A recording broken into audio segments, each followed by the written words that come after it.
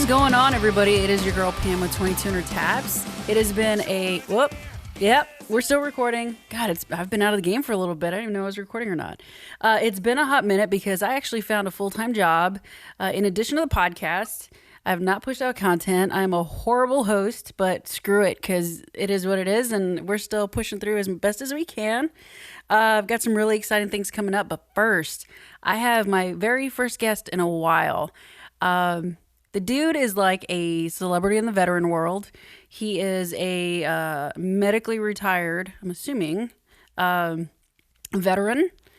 And once I introduce him to you guys, some of y'all might fangirl. Some of y'all may just be like, I have no idea who he is, but let's hear it, right? So without further ado, I want to introduce to you retired Staff Sergeant Shilo Harris. What's up, dude? Oh, thank you so much, Mr. Braga. It's a pleasure to meet you. Glad to be on the show, 2200 Tap. And, when I met you at the celebrity softball game that, we had there in Arlington, wasn't it, this year? Mm-hmm. A few months ago. Yep. Yeah, oh my gosh. I enjoyed our visit. I had such a great time.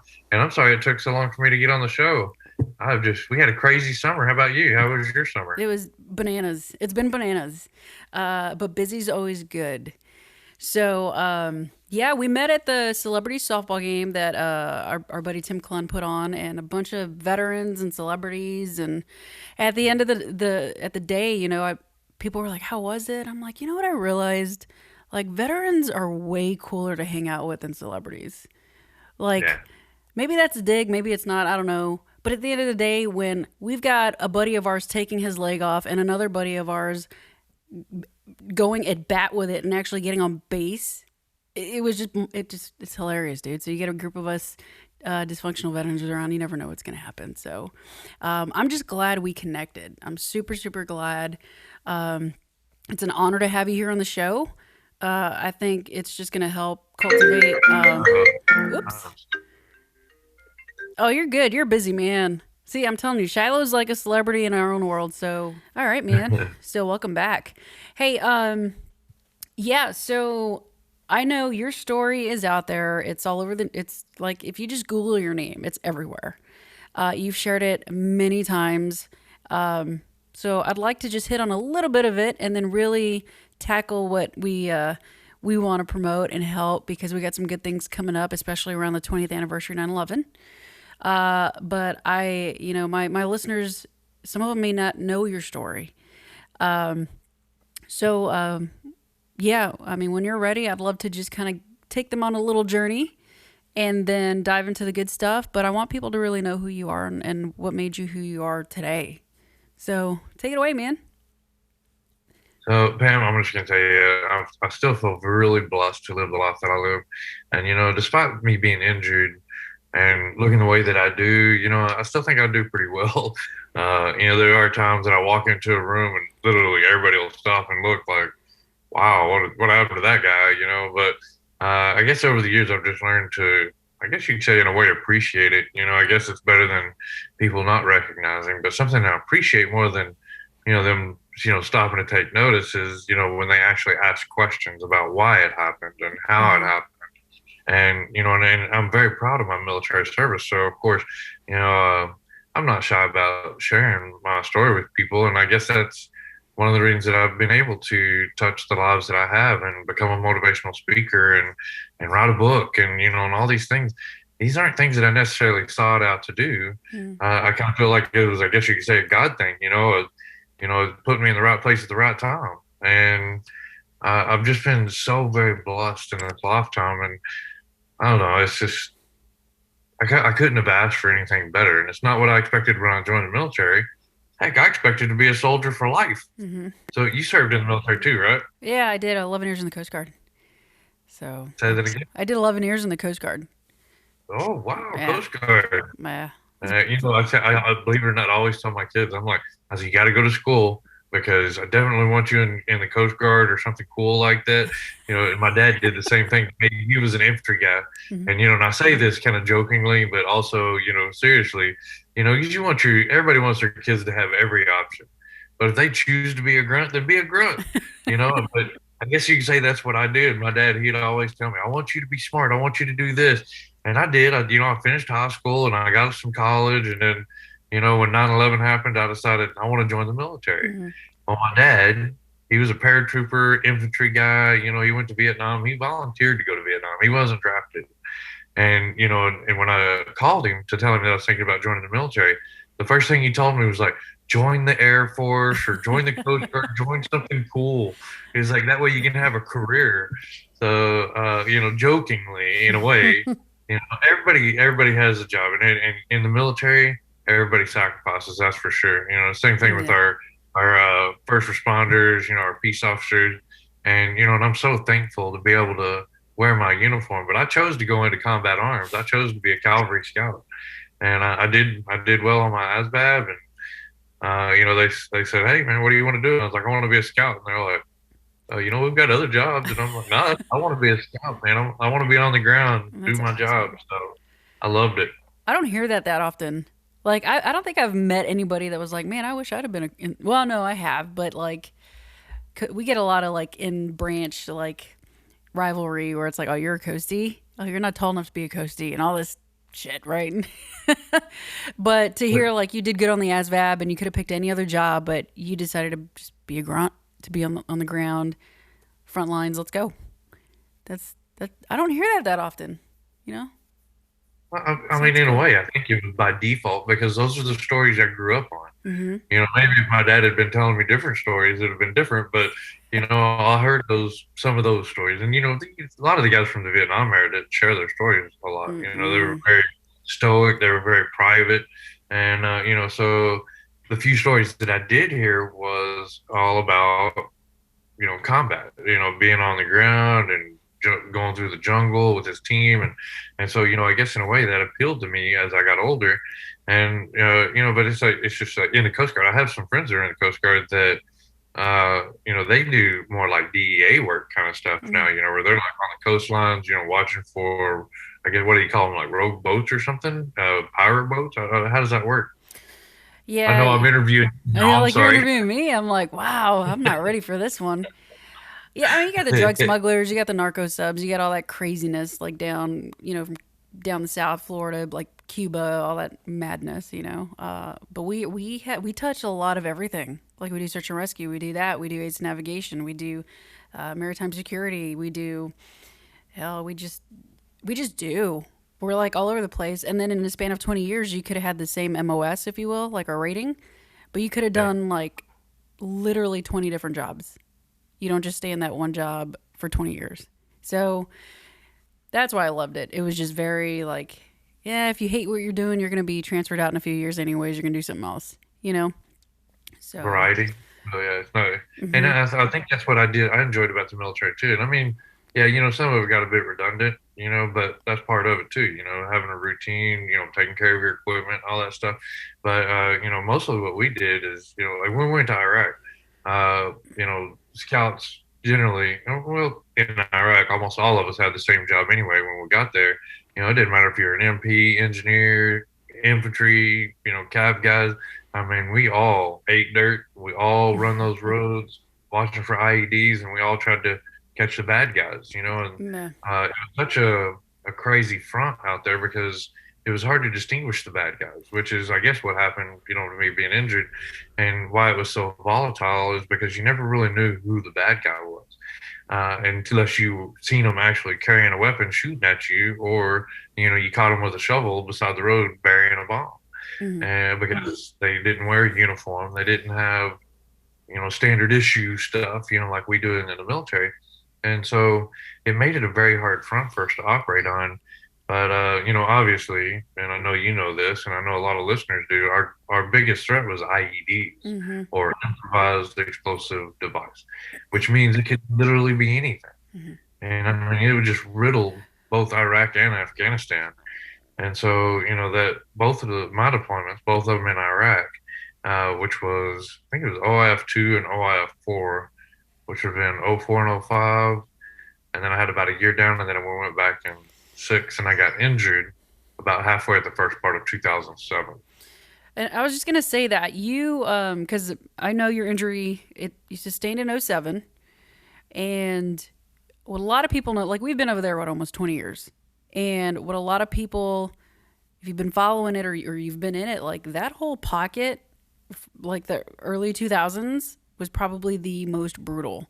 Like when you first got there to like 2012 ish. I don't know, but I just remember like that whole pocket of my career. It was just one thing after another, and it was just like this is not. I mean, it's not good anyways, but that was one of the hardest just time frames. In addition to everything that came after. So when you got injured, and it's a pretty good segue, you got injured in a time that was just like, we got another one, we got another casualty. And when I saw the pictures of your Humvee and I heard your story, and I'm just like, how? How are you still here today? And it's just, I always have these like mind blowing, like jaw dropping moments on the show. And when I saw that picture, I wish somebody could have recorded my face. Because how does somebody walk, not let alone survive, but walk out of that the way you did? Yeah. I Yeah, mean, that is well said, and you're right. And there's so many times I question how am I still here? Not just the why, but how. Because they estimated the bomb that we hit that day, which was February 19th, 2007. And I mean, it was just a fairly routine day. Unfortunately, though, we had to travel down a very high risk road because we got a call to investigate an IED. And so, you know what that means. We got to get over there as quickly and as safely as possible so nobody gets hurt. mm, Because those bombs and IEDs, they don't distinguish between civilians and military. We don't want anybody hurt, especially a carload of civilians, driving down the road just trying to go to the market or something. So, the area that we were working in was really remote to very, I guess you could say, uh, communities, kept spread out open. But the route was actually called Route Metallica. oh, All of the roads that we had to work in that area were named after heavy metal bands because there were so many IEDs that it just seemed appropriate. jeez. So Route Metallica, I mean, 700 pounds of explosives buried in the road, and how did I survive? How did anybody survive? My driver, he survived as well, and the IED literally went off right behind him. I mean, I could put my hand where the hole was on the in the Humvee. Obviously, and sadly, I lost three guys that were in the back seat. My gunner and my two dismounts. They were killed pretty much as soon as the IED went off. So anyway, that's one of the saddest parts about the story. I spent right at 3 years recovery, and this was 2007 when I got hurt. They Mm-hmm. medevaced me to Longstool, and then from there I went on to Brooke Army Medical Center in San Antonio. And I think that Brooke Army Medical Center stuck. And I know this is kind of a sidebar, but they started naming it San Antonio Military Medical Centers because they were in cooperation with one of the air bases here, Mm-hmm. with Wilford Hall, and they had like kind of the spread out military facilities and different things. And anyway, everybody kept calling it BAMC. They've been calling it BAMC for years, so I think they Bamsey. went back to BAMC. But yeah, I it's always been BAMC to me. So well, I hear it's one of the best burn hospitals in the nation. I know a lot of just combat vets, same story, right? Or just burned. And every time I hear it, somebody else, yeah, I was at BAMC, I was at BAMC, and and I'm starting to learn more about that hospital, especially talking to you guys. So thank you I guys at BAMC for taking care of our guys. That's amazing. So, just to make sure that I give credit where credit is due, I mean, BAMC gets a lot of recognition, but let me tell you, it's the individuals that make it successful. Those nurses and doctors and the ISR, the Institute of Surgical Research, and the treatments and stuff that they experiment with and try there is, I mean, it's pushed the industry forward. It's pushed medical care forward in so many ways. But and I say this because in Landstuhl, they were having a hard time getting me stabilized to get me to fly home. But they sent a burn team from San Antonio to Longstool to get me straight and get me stabilized and prepared for a medevac. It was, and my wife at the time and my mother, they said it was unbelievable how those people came in, and those nurses and doctors came in and they said it was like Moses parted the water. It was like, Hmm. they came in and everybody else was watching how they operated so they could try to mimic it in case, there were other severe injuries come through there. But they said they had me stabilized in 24 hours and on a flight and headed back home. And, but yeah, I mean, I had to have a fasciotomy on this arm. I almost lost my arm. They got me stabilized there. I ended up becoming septic. Mm. Um, I had renal failure twice. I had double pneumonia. I mean, you name it.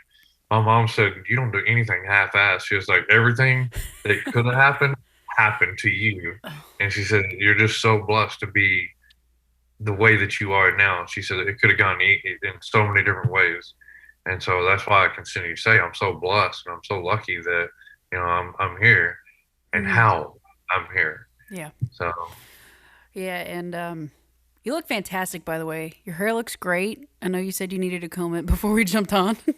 I about like spit my coffee out. I told you. But I love your personality. I love your drive. I love you just putting yourself out there and sharing your story because that's a big part of this podcast. Somebody needs to hear it because they need to know they're not alone. And every guest, they just blow my mind. It just keeps just jaw dropping every single time, and I freaking love it. Um, so yeah, we I don't really want to get in the weeds anymore of like the really like traumatic, like what happened, how did it feel kind of thing. Um, but if you guys want to find out his story, literally just go on YouTube, type in Shilo Harris. It's like you've been interviewed by so many people. It's out there. Um, and I love your I wrote a story. book too. Hmm. I wrote a book. It came out in 2014. It's called Still Will. And anyway, actually, I meant to send you a copy before we had the interview, so I apologize I didn't get you a copy of the book. Oh yeah, that'd be Make sure cool. you send me your address, and I'll ship you one. But yeah, if anybody wants to buy a book, that's watching the show, go to shilohharris.com. I have books on there. I think it's out of print right now because it's like I said, it came out in 2014. Hmm. But again, you know, uh, when the writer and I first started working on the book, she asked me, she said, "What's your goal with this book?" And I said, first of all, I said, I didn't even know I really wanted a book until I met you. And she kept pushing for me to, tell my story and share it in a book. And I said, I don't know, that just seems like a lot to put out there, and it'd be very intimate. Hmm. Books are very intimate, because you're getting all these details. And Yeah. I didn't know if I wanted to share it that way. Sharing it on stage is one thing, my personality, and I can share what I want. But a book goes in depth, and so eventually she convinced me to do it. But she said, "What's your goal with this book?" And I said, Robin, I said, if I could save one life with this book, then it's worth the journey. And I know that we've done that. We sold, quite a few copies. I've given away numerous copies, and I don't want to throw any numbers out there, but we've been very blessed. It wasn't a bestseller, but hey, you know what?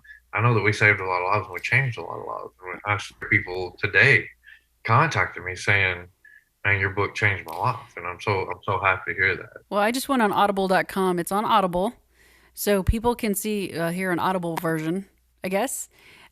Still Will. Okay. Still STEEL Will. WILL. That's the name of the book, right? Yeah, STEEL. Yeah, Still Will. very good. Yeah, it looks like it's on Yeah. Audible, but I have to do more digging. But either way, so you have a book, and I'm guessing that's where all the details come out. All the stuff comes out. Oh, yes. I'm going to give you my address when we get off. I would absolutely love a copy. I think it'd be great. Um, So how did I mean? I was talking to Tia Kyle a few months back, and they wrote multiple books. Chris Kyle, this, that, and the other, and the book and it's the same thing. It was like I don't have time to do this, and the publisher writer was like, just tell me what you want, and I'll make it happen. So the fact that they have books, you have books, I think these stories are important, and the people that do these for us to help us create this content is even better. So Yeah. it's definitely going to help people, man. And it doesn't have to be a New York bestseller because we know, like, if it's helping people, it's already a bestseller. You know, Oh yeah. totally. Absolutely. But I mean, honestly though, I mean, I still say we were very blessed, and I was actually talking to somebody, and they said, your book did really well, and and it's like I said, it really wasn't about the numbers for me, it's like as long as I saved a lot. And and it's like we still have people calling for the books today, which is fine. But I don't know about. I think the publisher, they got to a point. Obviously, they've got to stay in business. They got to keep their market fresh. But 2014, it is what it is. But I've done a movie also for the last couple of years, and we actually had it funded. We were going to start shooting, and that was the year that COVID happened. What was it, early 2019, 2018, whenever that was. 2019, 20, yeah. Yeah, yeah. So we were actually supposed to shoot that summer, and I remember I took a bit of a sabbatical, because we was on the road so much. I was doing 9 to 15 presentations a month, Oh, and I wow. kind of hit the wall where I was just like, oh my gosh, I'm tired, Hmm. and I felt like I was missing out time with my family. We'd been working on this, working on that. We had all these different projects going on, and I was like, you know what, I got to take a break. And so took some time off. I actually announced that I was going to retire, because my kids needed me, and I wanted to be home. And my wife kept telling me, she's like, "You've given plenty," and I was like, "Yeah." I said, but I know this is a calling. I know God wants me out there to tell my story and keep changing people's lives and help people in whatever way I can. And anyway, so she said, "Well, let's take some time off." Well, we did, and then I was like, okay, I'm ready to get back to work. It feels good. It feels right. The kids were behind me. We had our time. We had some great memories, and they said just don't work as much because we want to see you too. Totally. And so anyway, we're getting ready to get back out there, and that's when everything shut down. But again, we're still blessed, and so I decided to go back to school. I'm actually in school right now. Oh, I've nice. been involved a lot with some of the organizations out there, just to stay busy and stay active in the community.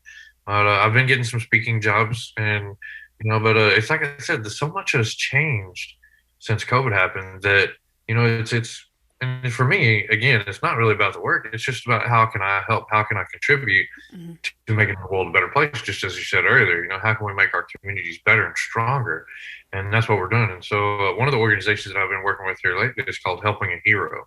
And Hmm. I know I sent you the information on that gala, and Yes. this is an amazing event. I can't wait to attend as well. But I've been to a few of them. But Lee Greenwood has been a part of the organization for the last few years. Me and him, we got to know each other pretty well. And Lee Greenwood's, God Bless USA is Hmm. obviously amazing, and he's an amazing artist. And so, being friends with him is something that's been really a true blessing for me. But he started doing the Lee Greenwood Patriot Awards. Hmm. And these ceremonies, what they do is they, just pick individuals all over the country that have done truly dynamic things to build patriotism, to encourage, patriotic growth and uh, positive changes in our community and our country. Hmm. And so, we have a really beautiful, elegant gala, and Lee Greenwood presents these awards to the people that are selected and nominated. Well, this year or this coming event that's going to be on September 13th, we have Chuck and I think it's Gina I Norris. I believe it's think his it's Chuck. wife. Yeah. Yeah, Chuck and Gina Norris. And oh my gosh, obviously everybody knows Chuck Norris. And then we have Mr. and Mrs. Rick Perry is going to be there. We have Jack Brewer, NFL superstar. He's played for multiple teams, I think, including the New York Giants. He was But I think Giants. he's from right there in Grapevine, isn't he? He's from Grapevine, went to Grapevine High School. Yeah, that's what I was reading up And on him. And you're right, Gina Norris. Forgive us, you've got two veterans that are trying to remember these names, and we've all been hit in the head. So we have to triple check our work if we're going to promote this. uh, So Chuck so I'm and pretty sure I Gina, said his name. what? Yeah, so Chuck and Gina Norris, Rick Perry and his wife, Lee Greenwood himself, Jack Brewer, and you forgot one person. Yeah. So You. I You met forgot Jack. you. I met Jack a while back. Oh, I'm sorry. Go ahead. No, I said you forgot one person, and that person's you, dude. Oh, well, yeah. I don't want to miss it. But yeah, I met Jack a couple of events ago, and oh my gosh, he is such an amazing person too. He's high energy. He's out there changing lives. He does prison ministry and Oh, goes in and wow. helps rehabilitate individuals back into society. And anyway, the event that I met Jack was in Mar-a-Lago, Florida, and that was when we presented President Trump with the Patriot Award. And anyway, Jack received his award there, and he actually had somebody in the audience that was one of his, projects, from that was fresh out of prison, and he was talking about how Jack changed his life, and I mean, hearing his story was absolutely amazing. Also, I mean, it was just that was another amazing event. Jack's such a great guy. But I'm actually hoping that one of these days I'll be able to go to one of the prisons with him and, do a little bit of that ministry work with him and rehabilitation stuff. I think it'd be really powerful. But I live a very blessed life, man. I've been so blessed to meet all these wonderful people, be a part of the Helping Hero team. This event is going to highlight not just the 9/11 memorial, but recently we had what they call, we released a statement about a 100 home challenge, meaning that over the next few years, we're going to build 100 homes for severely injured service members that need adaptive homes. I was a home recipient at one point, because I have burn inhalation, and as I have health issues, where I have good days and bad days, where I have physical activities and stuff. But for the most part, I do pretty well. But the biggest thing was the burn inhalation and maintaining my temperature. My house that I had before, my makeover house, Mhm. I oh my gosh, I used to have to go sit in the truck to cool down because my AC didn't get the house cooled Oh up, and no. it was bad. We lived on a dirt road, and of course here in Texas, there's dust and stuff everywhere Mhm. anyway. A lot of the times we're out here, kind of south of San Antonio, out in the country, and anyway, so that dust always poses a problem. I used to get sick pretty regular, and anyway, but yeah, the home that I received really helped change my life. It helped me be a better father, I think, in a lot of ways. But yeah, it's amazing. So this 100 home challenge, we're partnering with Bass Pro, Johnny Morris, Mhm. and he actually committed to building 10 homes initially, and then 25% of each home after that. And I'm going to tell you what, that is a phenomenal program, and we're going to change a lot of lives. So this event that's coming up, the Lee Greenwood Patriot Awards, that's what we're doing. We're going to be announcing that 100 home challenge. Well, we're going to be celebrating the lives that were lost on 9/11 20 years That's ago, amazing. and we're going to be giving some awards to just some deserving people. So I'm really happy about it. That's very cool. How can people like donate or attend, or because it's already coming up, it's around the corner, and once we push this out, I think some people may want to do that. So how would they go about doing that? Excellent question. So if you go to helpinghero.org, and in the events section, there's the events, and then there's contact information there. And anyway, but yeah, it's definitely an RSVP event. We've got some big names going to be there, a lot of wonderful people, and it's going to be fabulous. I can't wait. I can't wait Maybe. either, man. I on a personal like wish, if you will, I kind of want to see if y'all have some downtime, like maybe that Sunday or Monday, if you're up here in Dallas, to come Say out that. to, huh? Say that one more time. If you guys have some, I don't know when y'all are coming up to Dallas, but if y'all have some downtime, I'd love for y'all to come to our school where I work, where some pretty big names have recorded with the history of the school, and shows at the studio. If Lee Greenwood, hey, if you're out there, dude, if you want to come see where Steve Ray Vaughan got some, it's Media Tech Institute used to be the Dallas Sound Lab, and that's where Steve Ray Vaughan, Pantera, and those guys recorded at.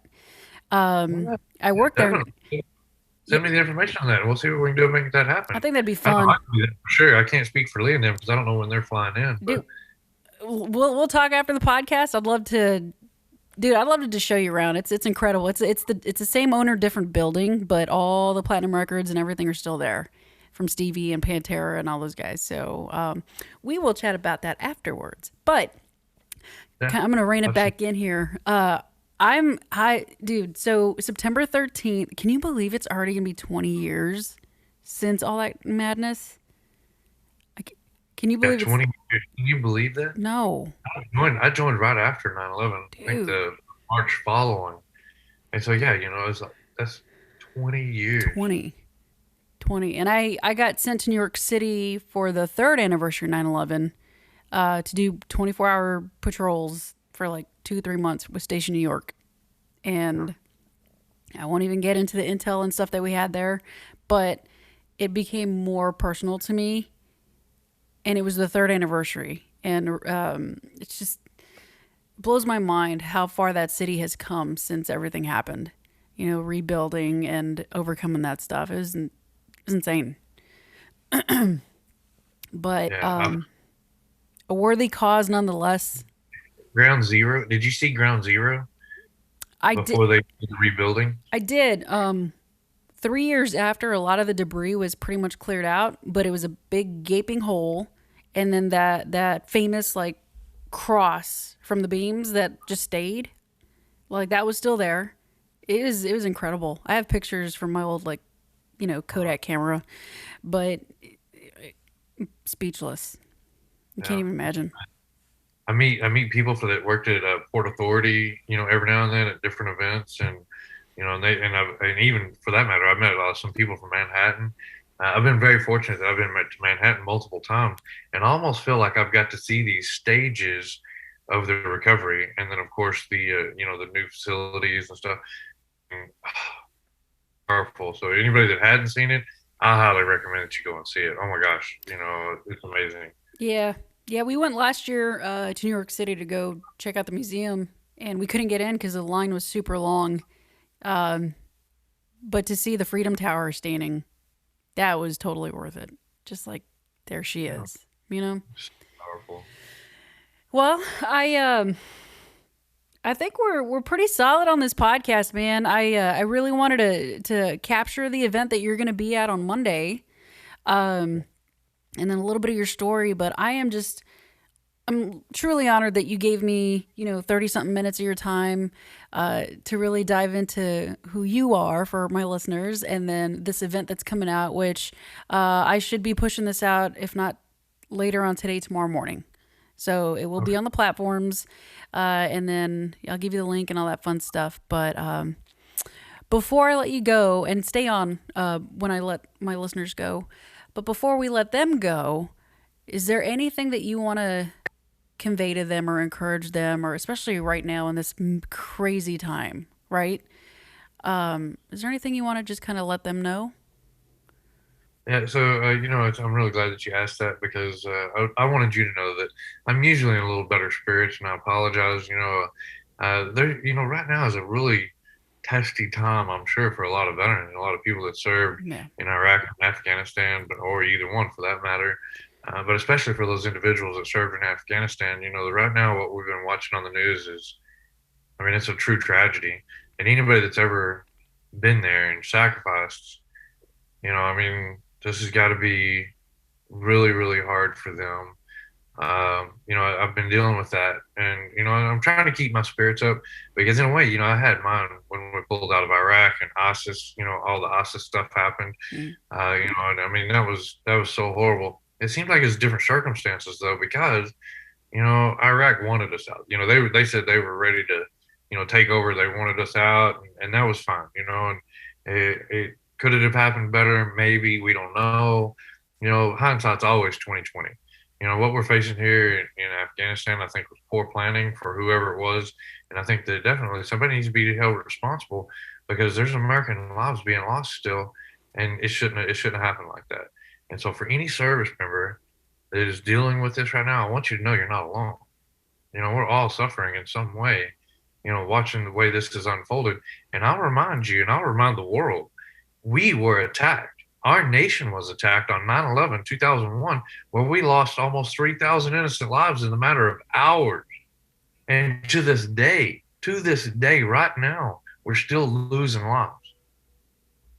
20 years later, when is it going to be enough blood? When is enough blood going to be spilled? It's done. We need to get over that. We need to get through it.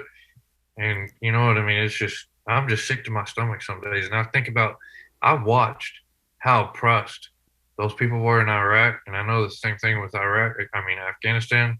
I feel so horrible for those young women over there, those children, and the things that they're going to have to experience. With the Taliban taking over, and I'm fearful for our nation and for other nations over the next 20 years of the terrorists that's going to be bred right there in Afghanistan. And so, for anybody that's struggling out there, you're not alone. But I'll tell you what, this isn't the end. This is the beginning of something. This is the beginning of something. Stand strong, stand fast. You're a warrior. You're a soldier. You're a Marine. Keep your head up high. You served honorably. You did what you're supposed to do. And now what we can do is try to hold the home front. So God bless you, and God bless you, services, all of you. Well said, man. Well said. Thank you. Hang tight. Hang tight. We're going to chat a little bit more, but I'm going to let my listeners go, okay? Yeah, so there you have it, guys. Shilo Harris, dude, get on his website, go get his book, follow him, go to his events. Yeah, man, I'm just like, I'm speechless right now. So with that, guys, I'm going to let you go. Shilo, hang on, and we will chat with you guys later. Get ready because we got some really cool guests coming up. Peace out.